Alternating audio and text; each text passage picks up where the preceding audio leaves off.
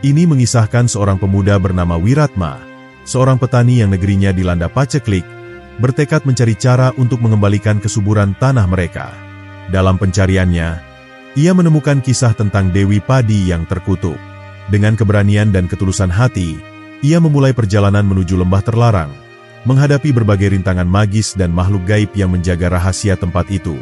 Saat akhirnya menemukan Dewi Padi, Wiratma menyadari bahwa kebangkitan sang Dewi tidaklah sesederhana yang ia bayangkan. Mari lanjut ke kisah lengkapnya. Di sebuah kerajaan yang makmur, terdapat sebuah desa yang dikenal sebagai Tanah Subur. Desa ini terletak di lembah hijau yang dipenuhi dengan sawah luas, sungai yang mengalir jernih, serta pohon-pohon rindang yang menaungi para petani yang bekerja keras. Setiap tahunnya, desa ini menghasilkan panen yang melimpah, dan para penduduk hidup dengan damai. Mereka percaya bahwa kesuburan tanah mereka adalah berkah dari Dewi Padi, sosok suci yang menjaga kehidupan mereka. Para petani selalu mempersembahkan hasil panen pertama mereka kepada Sang Dewi sebagai tanda rasa syukur. Dewi Padi dikenal sebagai makhluk suci yang memiliki wujud seorang perempuan cantik dengan rambut panjang sehalus benang emas. Ia selalu mengenakan kain hijau yang bersinar seperti dedaunan di musim semi. Setiap kali ia berjalan, tanaman di sekelilingnya akan tumbuh lebih subur, dan angin yang berhembus membawa aroma padi yang menenangkan. Meskipun jarang terlihat oleh manusia, banyak orang di desa percaya bahwa ia senantiasa mengawasi mereka dan memberkati hasil panen dengan tangannya yang lembut. Namun, di balik kemakmuran desa tersebut, terdapat sebuah kisah lama yang hampir dilupakan. Dahulu, seorang penyihir jahat bernama Nyai Randang pernah mencoba merebut kekuatan Dewi Padi. Nyai Randang adalah penyihir yang iri terhadap kehidupan makmur penduduk desa. Ia adalah wanita tua yang menguasai ilmu hitam, tinggal di hutan terlarang yang jarang dijamah manusia. Dengan kekuatannya, ia ingin menguasai tanah yang subur dan membuat para penduduk tunduk di bawah perintahnya. Suatu hari, Nyai Randang menyamar sebagai seorang wanita tua miskin dan datang ke desa untuk meminta sedikit beras. Penduduk desa, yang terkenal dengan kemurahan hati mereka, segera memberinya 1 kantong besar beras. Namun, Nyai Randang tidak puas dengan pemberian itu. Ia menginginkan semua hasil panen dan bahkan berharap bisa mengendalikan pertumbuhan padi di seluruh kerajaan. Ia lalu berdoa kepada roh-roh jahat untuk membantunya mencuri kekuatan Dewi Padi. Mengetahui niat jahat Nyai Randang, para tetua desa memperingatkan seluruh penduduk agar berhati-hati. Mereka yakin bahwa Dewi Padi akan melindungi mereka dari segala bahaya. Sayangnya, Nyai Randang bukanlah penyihir biasa. Ia telah mempelajari ilmu hitam selama ratusan tahun dan memiliki kutukan yang mampu membuat seluruh sawah menjadi tandus dalam sekejap mata. Tanpa ada yang menyadari, penyihir itu mulai menyusun rencananya untuk menguasai desa. Pada malam bulan purnama, ketika langit diterangi oleh cahaya keperakan, Nyai Randang melakukan ritual di tengah hutan. Ia membakar sesajen, membacakan mantra-mantra kuno, dan memanggil roh-roh kegelapan untuk membantunya dalam misinya. Api yang membakar sesajen berubah warna menjadi hijau kebiruan, pertanda bahwa kekuatan jahat telah terbangun. Dengan suara berbisik yang menyeramkan, ia meminta para roh untuk memberikan kekuatan yang cukup untuk mengalahkan Dewi Padi. Sementara itu, Dewi Padi yang sedang beristirahat di alamnya yang suci, merasakan adanya gangguan dalam keseimbangan dunia. Ia menatap ke arah desa dan melihat bayangan gelap yang mulai menyelimuti sawah. Hatinya dipenuhi dengan kegelisahan. Ia tahu bahwa Nyai Randang tidak akan berhenti sampai keinginannya tercapai. Dengan langkah ringan, ia turun ke bumi, memutuskan untuk melindungi desa dengan segala kemampuannya.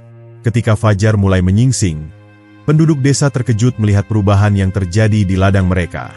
Padi yang kemarin masih hijau subur, kini berubah menjadi kecoklatan dan layu. Sungai yang mengalir jernih kini menjadi keruh, dan langit yang biasanya cerah tiba-tiba diselimuti awan hitam. Ketakutan mulai merayap di hati mereka. Mereka menyadari bahwa ini bukanlah kejadian biasa. Kutukan telah dimulai. Dewi Padi segera menemui para tetua desa dan memberi peringatan. Ia mengatakan bahwa Nyai Randang telah melancarkan serangan dan ingin merebut kesuburan tanah mereka. Para penduduk ketakutan, tetapi mereka percaya pada kekuatan Dewi Padi. Dengan doa dan harapan, mereka bersiap menghadapi ancaman yang akan datang. Namun, mereka tidak tahu bahwa kutukan ini jauh lebih berbahaya dari yang mereka bayangkan. Sementara itu, Nyai Randang tertawa puas melihat hasil dari ritualnya.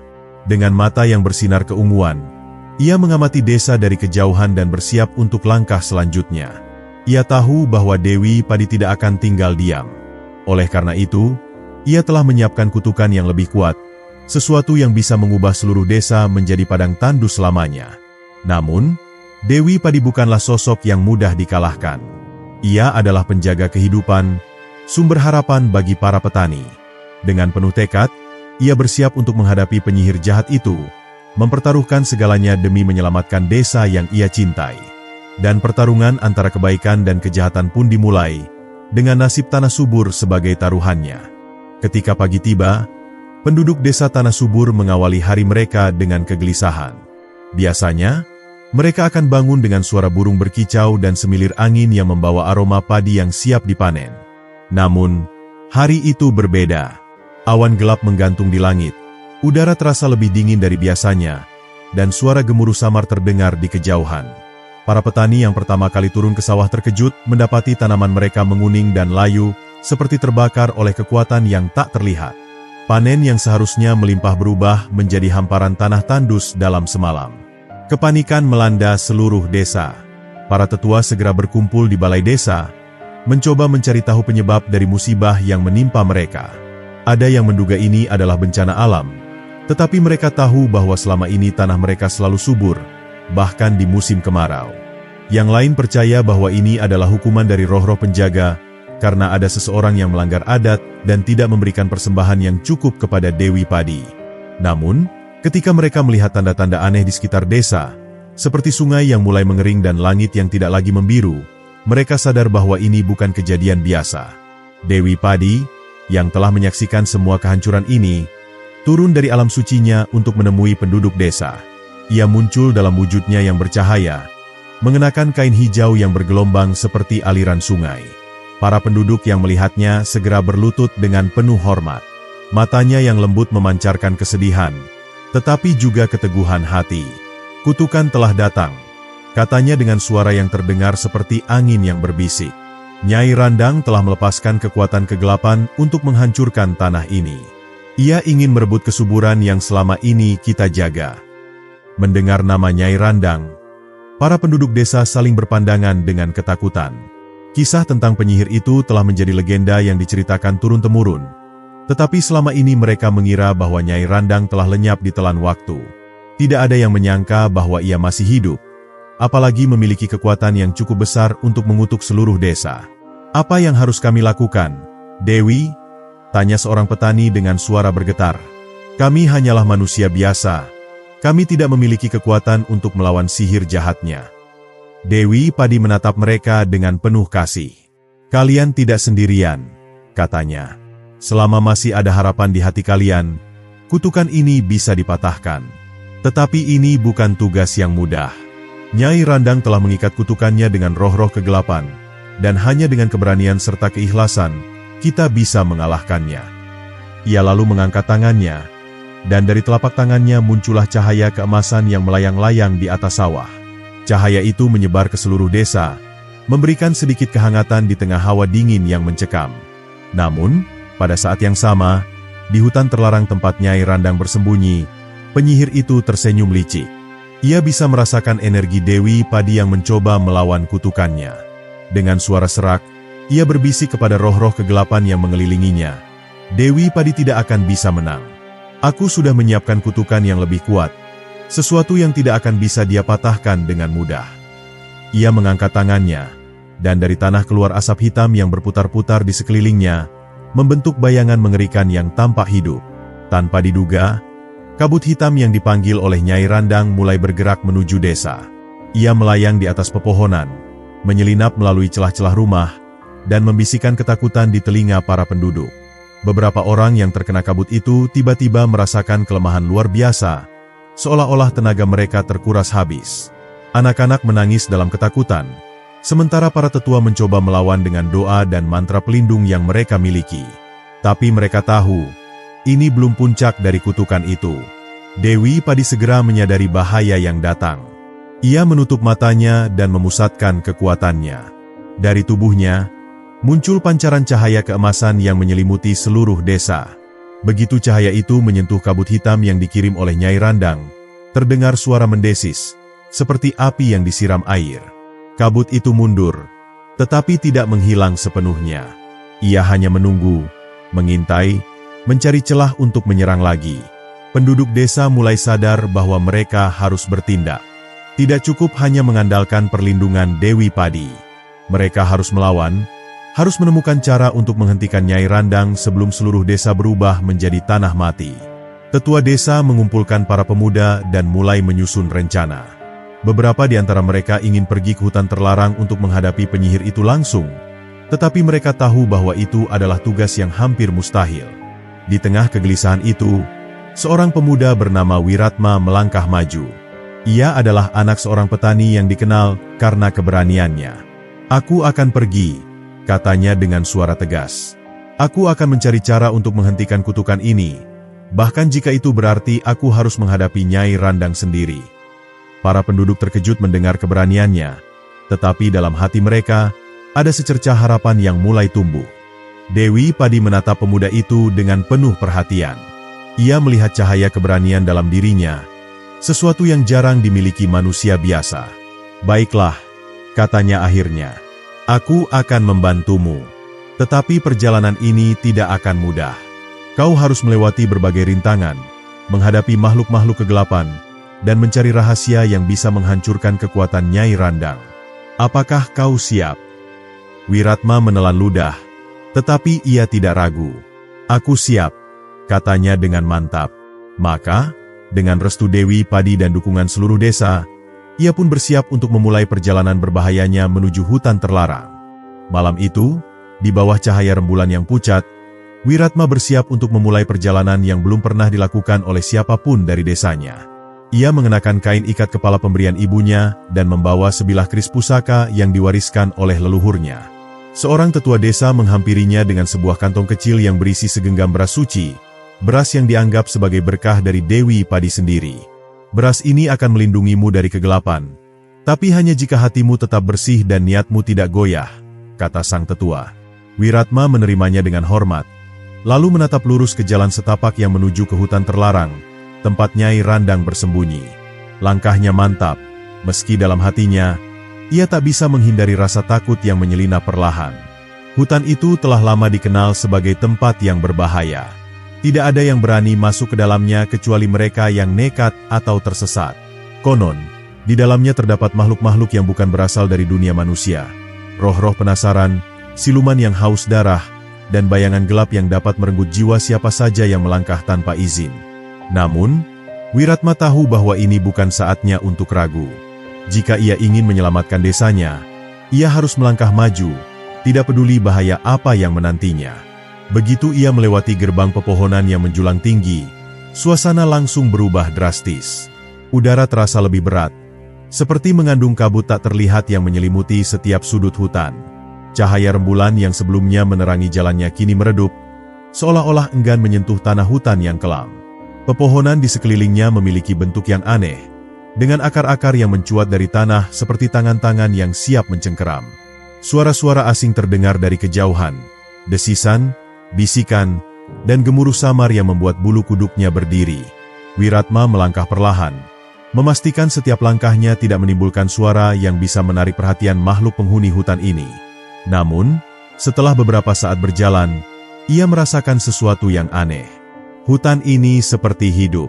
Setiap kali ia mencoba berjalan lurus, jalannya selalu berubah. Batu yang tadi ia jadikan penanda kini sudah tak ada, dan pohon yang ia lewati sebelumnya kini muncul kembali di depannya. Ia sadar bahwa ia telah masuk ke dalam ilusi hutan ini, permainan licik yang diciptakan oleh kekuatan jahat untuk membuatnya tersesat selamanya. Ia merogoh kantong kecil di ikat pinggangnya, mengambil segenggam beras suci yang diberikan tetua desa. Dengan tangan gemetar, ia melemparkan beberapa butir ke tanah. Seketika, cahaya keemasan muncul di sekelilingnya, membentuk garis tipis yang berpendar di antara akar dan dedaunan.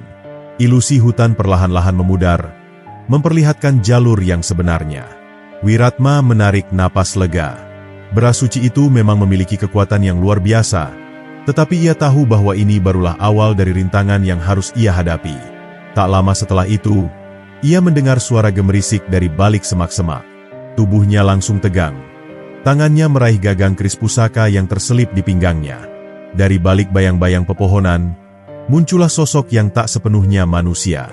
Makhluk itu tinggi dan kurus, dengan mata merah menyala dan gigi tajam yang berkilau di bawah cahaya redup. Kulitnya berwarna kelabu, seperti kayu yang membusuk, dan dari mulutnya keluar suara yang menyerupai geraman binatang buas. "Kau bukan bagian dari hutan ini," kata makhluk itu dengan suara yang bergetar dan mengerikan. "Apa yang kau cari di sini?" Wiratma menahan napas, berusaha menenangkan detak jantungnya yang berdebar kencang. "Aku mencari Nyai Randang," katanya dengan suara tegas meski hatinya dipenuhi ketakutan. "Aku ingin menghentikan kutukan yang ia sebarkan ke desa kami." Mendengar itu, makhluk tersebut menyeringai, menampakkan barisan gigi runcingnya. "Nyai Randang tidak bisa dihentikan," katanya. "Ia telah menyatu dengan kegelapan, dan siapapun yang berani menantangnya akan menemui kematian sebelum mereka bisa mencapai gerbang rumahnya." Wiratma tahu bahwa tidak ada gunanya berdebat dengan makhluk itu. Dengan gerakan cepat, ia menghunus keris pusakanya, bersiap untuk menghadapi kemungkinan terburuk. Namun, sebelum ia sempat menyerang, makhluk itu melompat mundur dan menghilang ke dalam bayang-bayang hutan, meninggalkan tawa melengking yang menggema di udara. Wiratma merinding. Makhluk itu bukanlah lawan biasa. Ia adalah bagian dari kegelapan yang berusaha menghalanginya, mengujinya, atau bahkan mempermainkannya sebelum ia mencapai tujuan sebenarnya. Setelah pertemuan yang menegangkan itu, Wiratma melanjutkan perjalanannya dengan lebih berhati-hati. Ia tahu bahwa semakin dalam ia masuk ke dalam hutan, semakin besar bahaya yang mengintainya. Namun, di lubuk hatinya, ia juga merasakan sesuatu yang aneh. Sebuah perasaan bahwa ia tidak sendiri. Seolah-olah ada mata tak terlihat yang mengawasinya dari balik bayang-bayang pepohonan, mengikuti setiap langkahnya dengan penuh perhatian. Ia tidak tahu apakah itu adalah sekutu atau musuh, tetapi satu hal yang pasti, perjalanannya baru saja dimulai, dan rahasia hutan ini masih belum sepenuhnya terbuka di hadapannya. Di ujung jalan yang gelap, samar-samar ia melihat cahaya redup yang berkedip-kedip di kejauhan. Itu bisa jadi sebuah petunjuk atau justru perangkap lain yang dipasang oleh Nyai Randang. Namun, tanpa ragu, ia melangkah maju, bertekad untuk menemukan kebenaran di balik kutukan ini dan membebaskan desanya dari kegelapan yang mengancam. Di hadapan Wiratma, cahaya redup itu semakin jelas. Sumbernya tampak berasal dari api biru yang melayang di udara, bergerak perlahan seolah-olah memiliki kesadaran sendiri. Nyala api itu tidak berkedip seperti obor biasa, melainkan berdenyut pelan, mengeluarkan suara gemerisik halus seperti bisikan yang berasal dari kedalaman hutan.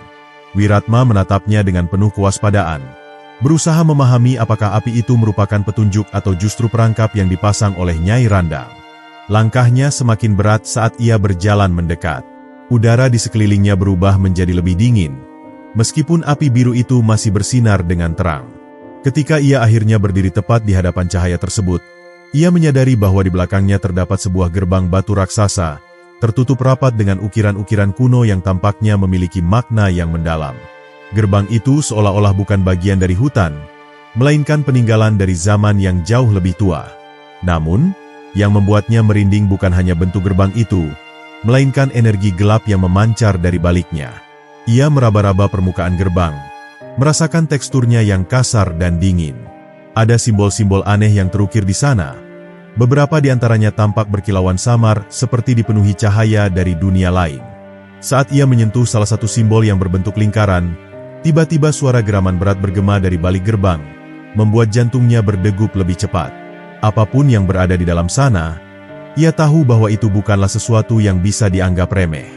Seketika, nyala api biru itu bergerak lebih dekat ke arahnya, berputar mengelilingi tubuhnya beberapa kali sebelum akhirnya berhenti tepat di depan dadanya. Dari dalam api itu, perlahan muncul sesosok bayangan samar. Sosok itu tinggi, mengenakan jubah hitam yang melayang di udara, dan wajahnya tertutup oleh tudung yang gelap. Dari balik bayangan tersebut, terdengar suara berat yang bergaung di seluruh hutan, seolah-olah berasal dari makhluk yang telah hidup selama ribuan tahun. Siapakah yang berani melangkah ke gerbang bayangan? Suara itu bergema, menciptakan getaran halus di udara. Wiratma menegakkan tubuhnya, berusaha menahan rasa takut yang mulai menyelimuti hatinya. Aku adalah utusan desa, datang untuk mencari Nyai Randang dan menghentikan kutukan yang ia sebarkan, jawabnya dengan suara lantang. Sosok bayangan itu tidak segera menjawab. Sebaliknya, ia mengangkat satu tangannya yang panjang dan kurus, lalu menunjuk langsung ke dada Wiratma. Kutukan ini bukan hanya ujian bagi desa kalian, tetapi juga ujian bagi jiwamu, katanya. Gerbang ini hanya akan terbuka bagi mereka yang berani menghadapi ketakutan terbesar dalam hatinya. Jika kau melangkah melewatinya tanpa kesiapan, kau tidak akan pernah kembali. Kata-kata itu membuat Wiratma terdiam. Ketakutan terbesar dalam hatinya, ia telah menghadapi berbagai bahaya sejauh ini. Tetapi apakah ia benar-benar siap untuk menghadapi apa yang ada di balik gerbang tersebut? Ia menggenggam keris pusakanya lebih erat, merasakan kehangatan dari pegangan senjata itu. Dalam hatinya, ia tahu bahwa mundur bukanlah pilihan. Aku siap, katanya tegas. Bayangan itu tertawa pelan.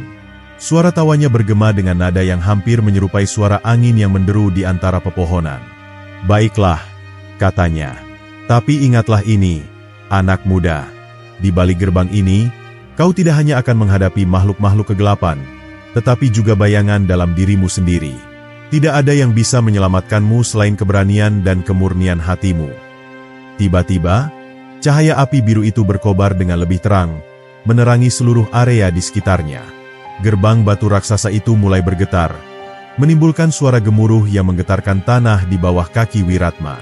Lambat laun, gerbang itu terbuka dengan sendirinya, memperlihatkan kegelapan pekat yang menganga di baliknya.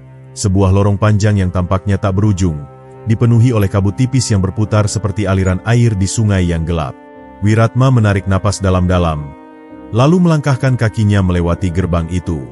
Begitu ia melintasinya, suara dentuman keras terdengar, dan gerbang tersebut menutup dengan sendirinya di belakangnya. Kini, ia tidak punya jalan untuk kembali. Di hadapannya, lorong kegelapan itu membentang luas, menuntunnya ke dalam misteri yang belum pernah ia bayangkan sebelumnya. Perjalanan sejatinya baru saja dimulai, dan ia harus siap menghadapi apapun yang menantinya di dunia bayangan ini.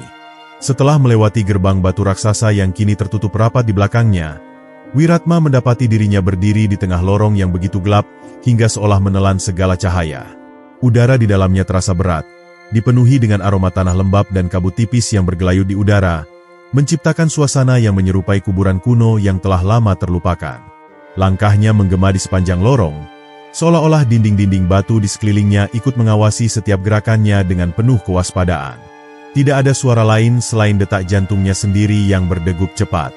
Meski tangannya menggenggam erat keris pusaka yang diwariskan oleh leluhurnya, ia tahu bahwa kekuatan fisik saja tidak akan cukup untuk menghadapi apa yang tersembunyi dalam kegelapan ini. Nyai Randang bukan sekadar penyihir biasa, dan lorong ini pasti telah disiapkan sebagai ujian bagi siapapun yang berani melangkah ke dalam wilayahnya. Namun, tidak ada pilihan lain. Ia harus terus maju. Saat ia melangkah lebih jauh, kabut di sekelilingnya mulai bergerak, seolah-olah memiliki kehidupan sendiri. Kabut itu tidak diam seperti kabut biasa, melainkan berputar, menggeliat, dan berubah bentuk menjadi siluet-siluet bayangan yang samar.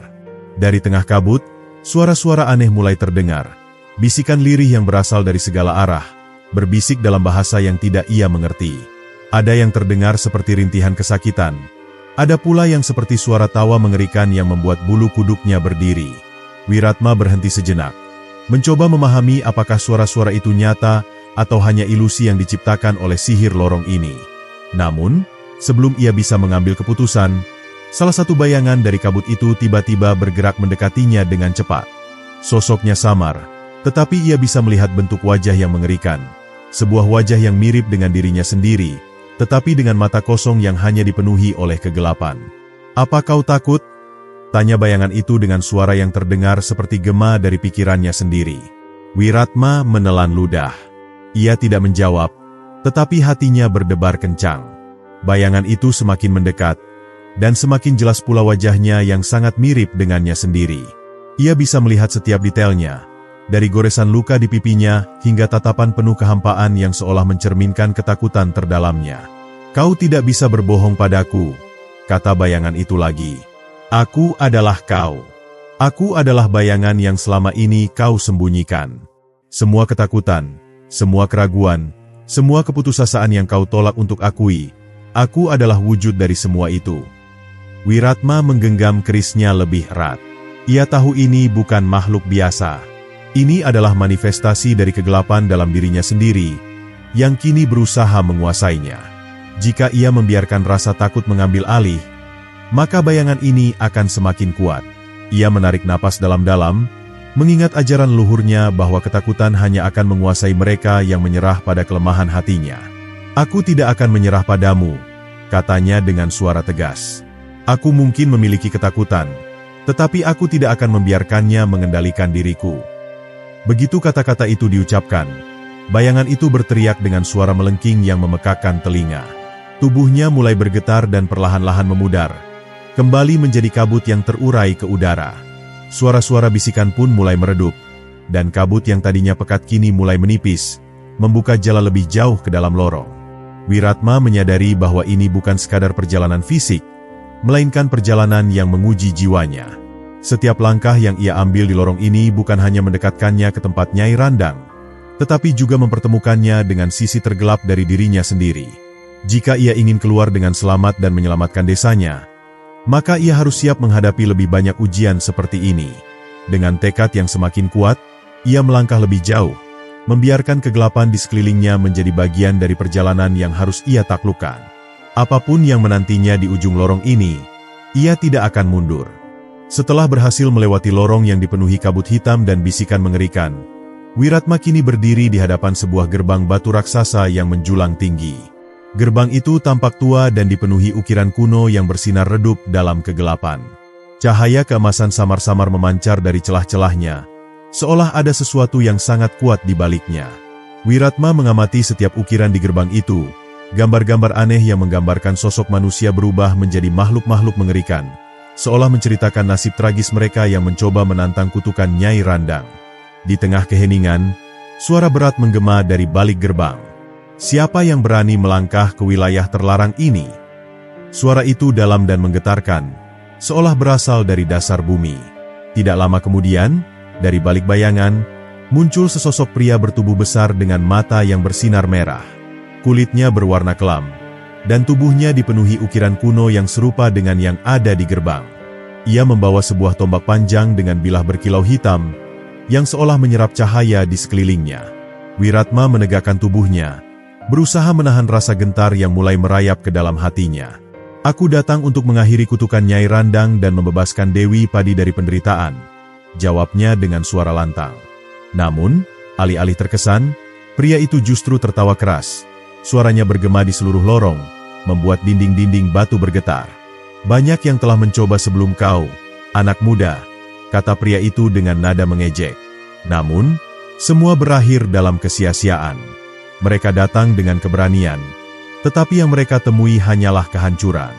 Apa yang membuatmu berpikir kau akan berbeda? Wiratma mengepalkan tangannya. Karena aku tidak datang hanya untuk kepentinganku sendiri. Aku datang membawa harapan rakyatku. Penderitaan mereka adalah kekuatanku, dan aku tidak akan membiarkan ketakutan menghentikanku. Pria itu menatapnya tajam, seolah sedang mengukur ketulusan di balik kata-katanya. Setelah beberapa saat hening, ia mengangkat tombaknya dan menancapkannya ke tanah. Getaran kuat menjalar dari titik itu, membuat seluruh lorong berguncang hebat. Kalau begitu, kau harus membuktikan bahwa kata-katamu bukan omong kosong, katanya. Jika kau bisa melewati ujian yang akan kuberikan, maka kau boleh melangkah lebih jauh. Tetapi jika kau gagal, maka kau akan menjadi bagian dari lorong ini, terperangkap selamanya seperti mereka yang datang sebelum kau. Sebelum Wiratma bisa menjawab, tanah di bawahnya tiba-tiba merekah, dan bayangan hitam muncul dari celah-celahnya.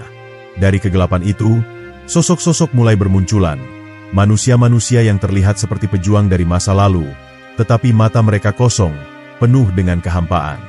Kulit mereka pucat dan berselimut kabut tipis, seolah mereka tidak sepenuhnya hidup tetapi juga belum sepenuhnya mati. Ini adalah mereka yang gagal dalam ujian ini, kata sang penjaga gerbang. Jika kau ingin melanjutkan perjalananmu, kau harus mengalahkan mereka. Namun, peringatanku, mereka bukan sekadar bayangan. Mereka adalah jiwa-jiwa yang terperangkap dalam kutukan, dan setiap luka yang mereka derita akan membebaskan sedikit dari penderitaan mereka. Wiratma menelan ludahnya. Ia tidak takut bertarung. Tetapi bagaimana mungkin ia bisa bertarung dengan mereka yang hanya ingin dibebaskan? Namun, ia tahu bahwa ia tidak punya pilihan lain. Dengan menguatkan hatinya, ia menarik napas dalam dan mencabut keris pusaka yang ia bawa. Begitu pedangnya terangkat, para makhluk kutukan itu langsung menyerang. Gerakan mereka cepat dan tanpa henti, seperti bayangan yang menyatu dengan kegelapan. Wiratma mengayunkan kerisnya, mencoba menangkis setiap serangan yang datang, tetapi setiap kali ia menyerang balik, makhluk-makhluk itu hanya menghilang sebentar lalu muncul kembali dengan lebih banyak jumlah. Ia mulai merasa bahwa ini bukan sekadar pertarungan biasa. Ini adalah ujian untuk memahami bagaimana cara mengalahkan lawan tanpa benar-benar membunuh mereka. Di tengah pertempuran yang semakin kacau, ia mengingat ajaran leluhurnya, bahwa tidak semua pertempuran harus dimenangkan dengan kekuatan, tetapi dengan pemahaman. Jika para makhluk ini adalah jiwa-jiwa yang terperangkap, maka satu-satunya cara untuk mengalahkan mereka adalah dengan membebaskan mereka dari penderitaan. Dengan keberanian yang semakin besar, ia menurunkan senjatanya dan berdiri dengan kedua tangan terbuka. "Aku tidak akan bertarung dengan kalian," katanya lantang. "Aku di sini untuk membebaskan, bukan untuk menambah penderitaan." Tiba-tiba, makhluk-makhluk itu berhenti menyerang. Mata kosong mereka menatapnya, seolah sesuatu dalam kata-katanya telah mengguncang mereka. Cahaya keemasan mulai muncul dari tubuh mereka, dan satu persatu, mereka menghilang menjadi butiran cahaya yang naik ke langit-langit gua. Sang penjaga gerbang tersenyum tipis, lalu mengangkat tombaknya dari tanah. "Kau telah memahami ujian ini," katanya dengan suara yang lebih lembut. "Kau boleh melanjutkan perjalananmu. Tetapi ingatlah, semakin dekat kau ke tempat Nyai Randang, semakin berat ujian yang akan kau hadapi." Gerbang batu di hadapan Wiratma mulai terbuka, memperlihatkan jalan yang lebih gelap di baliknya. Tanpa ragu, ia melangkah maju, siap menghadapi tantangan berikutnya yang akan menantinya. Saat langkah Wiratma melewati gerbang batu yang berat itu, ia mendapati dirinya berada di dalam lembah yang dikelilingi oleh kabut kelabu yang berputar perlahan seperti makhluk hidup. Tidak ada suara kecuali hembusan angin lirih yang membawa bisikan-bisikan samar, seolah-olah ada ribuan jiwa yang mencoba berbicara kepadanya dalam bahasa yang tidak sepenuhnya ia mengerti. Langit di atasnya tampak buram, dengan cahaya redup yang nyaris tak memberi kehangatan. Lembah ini terasa seperti ruang yang terjebak di antara dunia manusia dan alam gaib, tempat di mana batas antara hidup dan mati tidak lagi jelas. Wiratma melangkah perlahan, merasakan tanah lembut di bawah kakinya yang seolah menyerap keberadaannya. Semakin jauh ia berjalan, semakin keras bisikan itu terdengar di telinganya. Ia mencoba untuk mengabaikannya, tetapi suara-suara itu semakin mendekat, seolah-olah ada sesuatu yang ingin merasuk ke dalam pikirannya. Ia menutup matanya sejenak, mencoba berkonsentrasi pada tujuannya. Ia harus menemukan jalan keluar dari lembah ini, dan terus menuju tempat di mana Dewi Padi ditahan. Namun, tiba-tiba, langkahnya terhenti ketika ia melihat sosok bayangan berdiri di tengah jalan di hadapannya. Sosok itu samar, seolah-olah ia terbentuk dari kabut yang menyelimuti lembah ini. Perlahan, bayangan itu mulai menyerupai seorang pria tua dengan wajah penuh luka dan sorot mata kosong yang mengerikan. Wiratma bisa merasakan aura kegelapan yang kuat dari sosok itu, tetapi ia tetap berdiri tegak, tidak ingin menunjukkan ketakutannya. Sang pendekar yang datang untuk menghentikan kutukan. Suara bayangan itu bergema, serak dan dalam. "Kau datang membawa keberanian, tetapi apakah kau membawa kebenaran?" Wiratma mengerutkan keningnya, tidak mengerti maksud dari pertanyaan itu. "Aku datang untuk mengakhiri penderitaan yang telah lama menghantui negeri ini," jawabnya tegas. "Kutukan Nyai Randang telah membawa kesengsaraan, dan aku tidak akan membiarkan itu berlanjut." Bayangan itu tertawa pelan, tetapi tawanya tidak mengandung kebahagiaan, melainkan kepedihan. "Kau yakin bahwa yang kau kejar adalah kebenaran? Kau yakin bahwa Dewi Padi memang korban, dan bukan bagian dari kejahatan yang lebih besar?" Ucapan itu membuat dada Wiratma terasa berat. Tidak mungkin Dewi Padi adalah bagian dari kutukan, bukan? Dewi Padi adalah sosok yang dikisahkan penuh kasih, yang selalu membawa kesuburan dan kehidupan bagi rakyat. Tidak mungkin ia terlibat dalam kejahatan. Namun, keraguan mulai merayap di dalam pikirannya, dan kabut di sekelilingnya terasa semakin menekan. Jangan biarkan dirimu dibutakan oleh apa yang kau yakini tanpa mempertanyakan kebenarannya. Lanjut bayangan itu. Kutukan ini bukan hanya tentang Nyai Randang atau Dewi Padi. Ada sesuatu yang lebih besar, lebih tua, dan lebih berbahaya dari yang kau kira. Wiratma menghela napas dalam-dalam, berusaha menenangkan pikirannya. Ia tahu bahwa lembah ini bukan sekadar tempat biasa.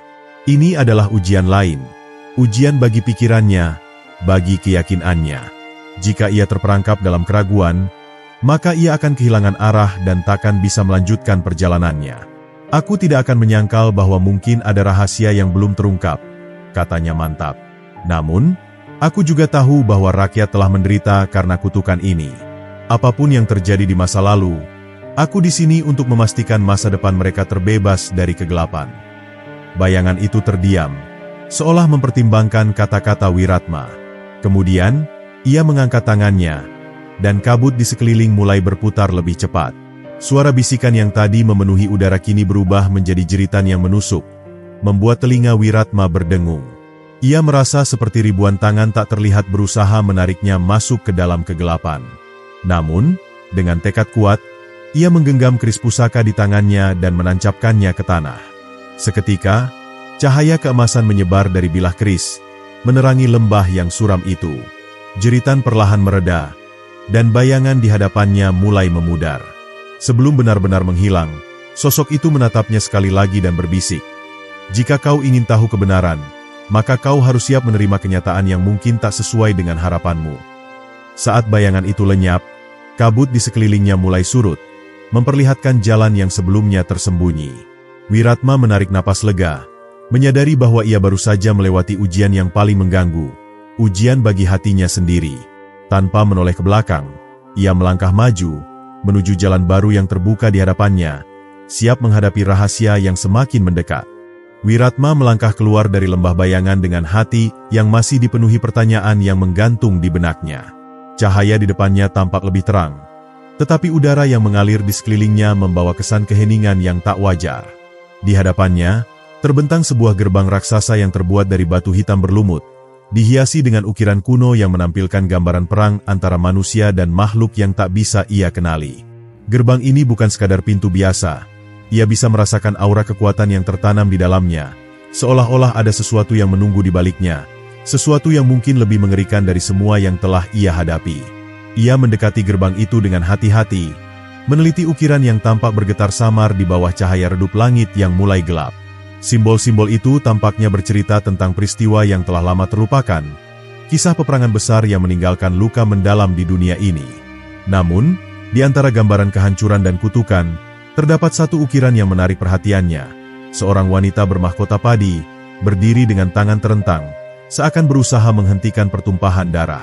Tidak diragukan lagi, ini adalah gambaran Dewi Padi. Namun, ada sesuatu yang tidak biasa dalam ukiran itu. Alih-alih digambarkan sebagai Dewi Penyelamat, wajahnya tampak dipenuhi kesedihan dan penderitaan. Mata yang seharusnya penuh kelembutan justru terlihat seperti menyimpan kepedihan yang tak terkatakan. Apakah mungkin legenda yang ia ketahui selama ini tidak sepenuhnya benar? Apakah mungkin ada sesuatu dalam cerita Dewi Padi yang telah dihapus dari sejarah? Tiba-tiba, gerbang itu mulai bergetar, dan dari sela-sela ukiran batu, cahaya merah menyala menyembur keluar seperti api yang terkurung terlalu lama. Suara berderak memenuhi udara, diikuti oleh suara jeritan yang berasal entah dari mana. Dengan hati berdebar, Wiratma menggenggam erat keris pusaka di tangannya, bersiap menghadapi apapun yang akan muncul dari balik gerbang. Perlahan-lahan, gerbang itu terbuka dengan suara berat yang menggema di seluruh lembah. Dari celah yang semakin melebar, muncul sosok tinggi berjubah hitam. Wajahnya tersembunyi di balik tudung yang menutupi hampir seluruh kepalanya. Di tangannya, ia menggenggam tongkat panjang berujung tengkorak, dan aura gelap mengalir dari setiap gerakannya. Wiratma mengenali sosok ini dari deskripsi yang diceritakan dalam berbagai kisah rakyat. Ini adalah Panglima Kegelapan, penjaga gerbang terakhir yang memisahkan dunia manusia dari tempat di mana Dewi Padi ditahan. Kau telah melewati banyak rintangan, tetapi langkahmu berakhir di sini. Suara sang Panglima bergema, berat dan dalam, seperti berasal dari banyak mulut yang berbicara sekaligus. Gerbang ini hanya terbuka bagi mereka yang memahami arti dari kekalahan. Kau, yang datang dengan penuh keyakinan, belum memahami kebenaran yang sejati. Wiratma menegakkan tubuhnya. Matanya tak goyah sedikit pun. Aku tidak datang untuk kalah. Aku datang untuk mengakhiri penderitaan ini, ujarnya dengan penuh keyakinan. Panglima Kegelapan tertawa pelan, tetapi tawanya membawa hawa yang membuat darah berdesir. Itulah kelemahan manusia, katanya. Selalu percaya bahwa kemenangan adalah satu-satunya jalan. Padahal, ada kalanya kekalahan adalah bagian dari kebenaran yang harus diterima. Tiba-tiba, tanah di bawah kaki Wiratma mulai bergetar, dan dari permukaan yang retak, muncul bayangan-bayangan yang membentuk sosok-sosok pejuang yang telah gugur. Mereka mengenakan pakaian prajurit dari berbagai zaman, mata mereka kosong, tetapi tubuh mereka bergerak dengan cepat dan penuh tekad. Dengan suara gemuruh, mereka menyerang, memaksa Wiratma untuk bertarung dengan segala kemampuannya. Pedangnya berkelebat, memantulkan cahaya keemasan saat ia menangkis serangan demi serangan. Namun, semakin banyak ia mengalahkan lawan, semakin banyak bayangan yang muncul, seakan-akan mereka tidak bisa benar-benar dikalahkan. Ia mulai merasakan kelelahan, napasnya memburu, dan pikirannya mulai dipenuhi keraguan. Apakah ini yang dimaksud Panglima Kegelapan? Bahwa tidak semua pertempuran bisa dimenangkan? Dalam keputusasaan, ia mulai mengingat kisah lama yang diceritakan oleh gurunya, tentang seorang pendekar yang memahami bahwa tidak semua peperangan harus dimenangkan dengan kekuatan. Kadang, kebijaksanaan untuk mundur adalah kemenangan yang sejati. Dengan hati berdebar, Wiratma mengambil langkah mundur dan menurunkan pedangnya. Ia tidak lagi melawan. Anehnya, saat ia berhenti bertarung, bayangan-bayangan itu juga berhenti menyerang. Mereka berdiri diam, seolah menunggu sesuatu. Panglima Kegelapan mengangkat tongkatnya, dan bayangan-bayangan itu lenyap seperti asap yang ditiup angin. Kau mulai mengerti, kata sang Panglima. Matanya berkilat di bawah tudungnya. Kadang, kemenangan terbesar adalah saat seseorang belajar untuk tidak terus-menerus bertarung. Wiratma mengangguk pelan, meskipun hatinya masih diliputi kebingungan. Panglima Kegelapan melangkah ke samping, dan dengan satu gerakan tangannya, gerbang besar itu terbuka sepenuhnya, memperlihatkan jalan setapak yang menuju ke sebuah tempat yang diselimuti cahaya keemasan. Inilah jalannya, kata sang Panglima. Pergilah dan temukan kebenaran yang telah lama disembunyikan. Dengan langkah mantap, Wiratma melangkah melewati gerbang itu. Hatinya dipenuhi oleh rasa penasaran sekaligus kewaspadaan. Ia tahu bahwa perjalanan ini belum berakhir. Justru, inilah awal dari pengungkapan rahasia terbesar yang mungkin akan mengubah segalanya. Wiratma melangkah memasuki wilayah di balik gerbang, di mana cahaya keemasan menyelimuti setiap sudut seperti siang yang abadi. Udara di sekitarnya terasa lebih ringan, berbeda dari atmosfer lembah yang suram dan penuh kegelapan. Di hadapannya, terbentang hamparan luas padang ilalang berwarna emas yang bergoyang lembut diterpa angin sepau-sepau. Di tengah padang itu, sebuah bangunan menjulang. Dindingnya terbuat dari kristal transparan yang berkilauan di bawah sinar matahari. Meski tampak indah, ada sesuatu yang janggal dari tempat ini. Keindahannya terasa seperti jebakan, seakan-akan ada sesuatu yang dipaksa untuk tetap bersinar meskipun jiwanya telah lama meredup. Semakin dekat ia berjalan menuju bangunan itu, semakin jelas suara isakan yang terdengar dari dalamnya. Ratapan pilu menggema di udara, mengiris hati siapapun yang mendengarnya. Suara itu bukan sekadar tangisan biasa, ada kesedihan mendalam yang terkandung di dalamnya, seolah-olah berasal dari seseorang yang telah kehilangan segalanya. Wiratma menggenggam kerisnya erat, jantungnya berdegup lebih cepat. Ia tahu, ini bukan tempat biasa. Inilah penjara Dewi Padi, tempat di mana sang Dewi yang telah lama hilang ditahan dalam kutukan yang tak terbayangkan. Ia berdiri di depan pintu gerbang bangunan itu, tangannya terulur, bersiap untuk mendorongnya terbuka. Namun, sebelum ia sempat menyentuhnya, pintu itu terbuka dengan sendirinya, diiringi hembusan angin yang membawa aroma padi yang baru dipanen. Di dalam ruangan yang luas, berdiri seorang wanita dengan rambut panjang terurai seperti benang emas, mengenakan jubah putih berhiaskan motif padi yang bersinar samar. Namun, wajahnya yang cantik tampak pucat, dan matanya yang dulu mungkin bersinar lembut kini dipenuhi kesedihan yang dalam. Wiratma menatapnya tanpa berkedip. Inilah Dewi Padi, sosok yang selama ini hanya ia kenal dari legenda, kini berdiri nyata di hadapannya. Namun, sesuatu terasa tidak benar. Mata sang dewi menatapnya dengan keheningan yang menyakitkan, seolah-olah ia telah lupa bagaimana rasanya berbicara. Lalu, perlahan-lahan, bibirnya bergerak, mengeluarkan suara yang lirih namun penuh kepedihan. Apakah kau datang untuk membebaskanku, atau justru memperpanjang penderitaanku? Suara Dewi Padi bergema di seluruh ruangan, seperti bisikan yang berasal dari masa lampau. Wiratma menelan ludah, mencoba memahami maksud perkataannya. Aku datang untuk membebaskanmu, Dewi, ujarnya dengan penuh keyakinan. Kutukan yang mengurungmu di sini harus diakhiri. Sang Dewi menggeleng pelan, senyumnya pahit. Kutukan ini bukan sesuatu yang bisa dihapus begitu saja. Ini adalah hukuman atas kesalahan yang pernah aku lakukan. Jika kau membebaskanku tanpa memahami kebenaran, dunia ini justru akan menghadapi kehancuran yang lebih besar. Wiratma mengerutkan kening. Kesalahan apa yang kau maksud? Dewi Padi mengangkat tangannya, dan seketika, ruangan itu berubah. Bayangan masa lalu berkelebat di sekeliling mereka, memperlihatkan kejadian-kejadian yang telah lama terkubur dalam sejarah. Wiratma menyaksikan gambaran sebuah kerajaan kuno yang makmur, di mana sawah-sawah membentang luas dan rakyat hidup dalam kesejahteraan. Di tengah kerajaan itu, Dewi Padi berdiri dengan cahaya yang menyelimuti tubuhnya, memberikan berkat kepada mereka yang bekerja keras mengolah tanah. Namun, kebahagiaan itu tidak berlangsung selamanya. Dari kejauhan, datang segerombolan pasukan dengan wajah penuh amarah, membawa obor dan senjata. Mereka bukan bangsa asing yang menyerang, melainkan rakyat dari tanah itu sendiri. Mereka yang merasa ditinggalkan, yang percaya bahwa berkat Sang Dewi hanya diberikan kepada segelintir orang.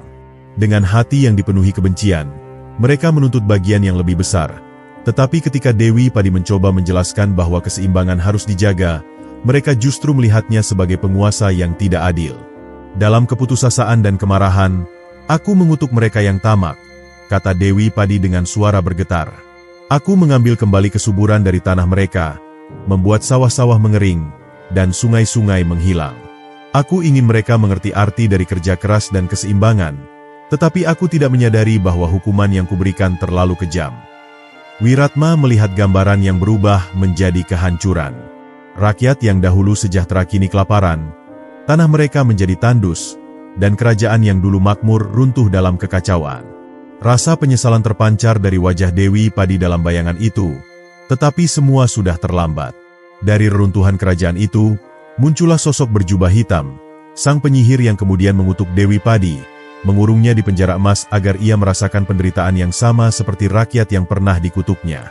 Dan disinilah aku, lanjut Dewi Padi dengan lirih, terkurung dalam keabadian, menebus kesalahan yang tidak bisa dihapus begitu saja. Wiratma merasakan dadanya sesak. Kini ia mengerti mengapa legenda yang ia dengar tidak pernah mengisahkan sisi ini dari cerita Dewi Padi. Sejarah telah menghapus kebenaran, menggantikannya dengan kisah yang lebih mudah diterima oleh generasi berikutnya. Tetapi kini, ia berada di hadapan kebenaran yang sesungguhnya, dan tugasnya bukan hanya membebaskan Sang Dewi, melainkan memastikan bahwa kesalahan masa lalu tidak terulang. Ia mengangkat wajahnya, menatap Dewi Padi dengan penuh keteguhan. Jika kau diberi kesempatan untuk menebus kesalahanmu, apakah kau akan mengambilnya? Dewi Padi menatapnya lama, sebelum akhirnya mengangguk perlahan.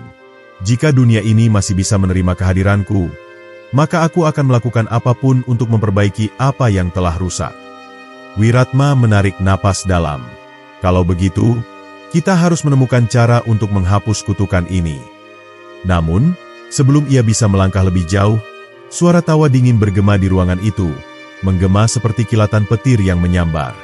Dari sudut tergelap penjara emas, bayangan yang menyerupai asap hitam mulai menggumpal, membentuk sosok yang telah lama menunggu saat ini tiba. Beraninya kalian mencoba mengubah takdir. Suara itu berkata dengan nada penuh kebencian.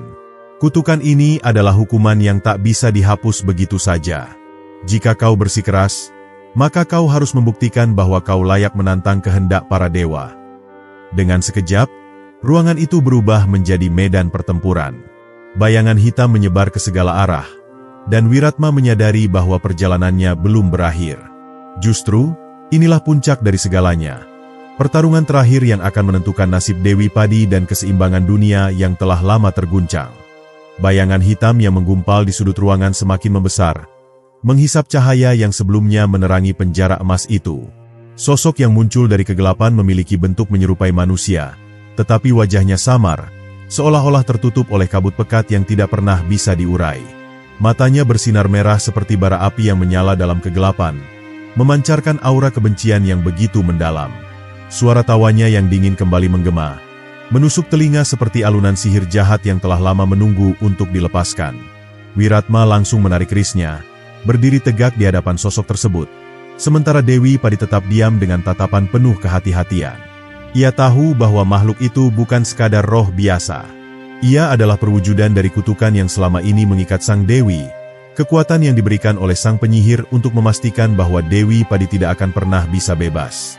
"Siapa kau sebenarnya?" tanya Wiratma dengan suara lantang, mencoba menahan rasa takut yang mulai merayap di dalam dadanya. Sosok itu tertawa kecil. Suaranya seperti bisikan ribuan jiwa yang tersiksa.